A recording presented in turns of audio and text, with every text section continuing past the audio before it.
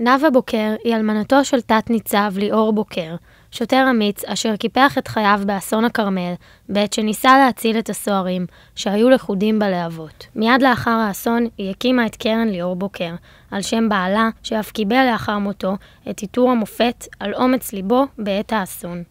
הקמתי את הקרן לאחר אסון הכרמל, כי הגעתי למסקנה שמערך הכבאות וההצלה מתפקד במדינת ישראל כמו במדינות העולם השלישי.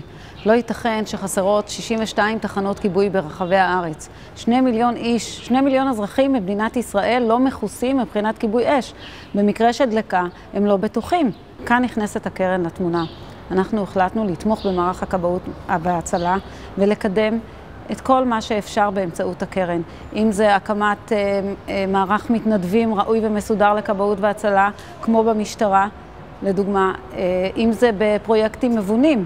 אנחנו פועלים להקמת מרכז הכשרה והדרכה לכבאות וללימודי הצלת חיים בשעת חירום.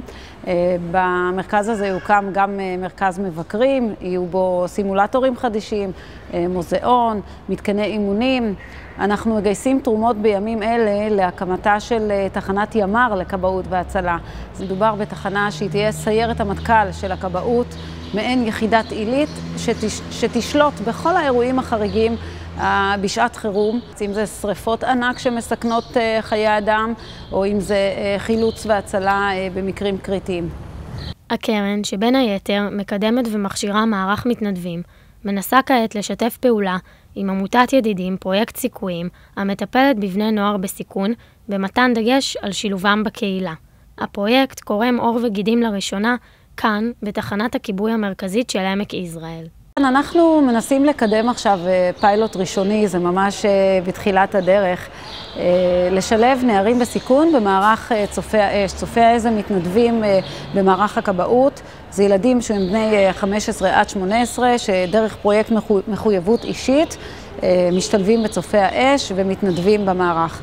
ליצור שיתוף בין עמותת ידידים פרויקט סיכויים עם הכבאות, שאותם בני נוער יבואו להתנדב בכבאות. וערכנו פה סיור, ראינו וקיבלנו גם כן הסבר על מה שהנערים הולכים לעשות, ונרוץ עם זה הלאה בשיתוף עם העמותה והקרן. חשוב קודם כל שיהיה פרויקט כזה, זה טוב מאוד.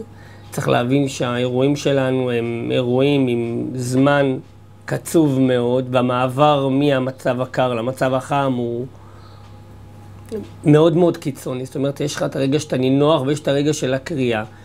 אנחנו מאוד נשמח לקבל תמיד כמה שיותר אנשים שיבואו להתנדב, גם מבוגרים וגם צעירים, אבל צריך לקחת בחשבון שזה אירועים לא רגילים, חריגים, קשים פיזית ומנטלית, ורק אנשים שבנויים למערך כזה יכולים להצטרף אליו, ואנחנו נברך כל מי שירצה לעזור לנו.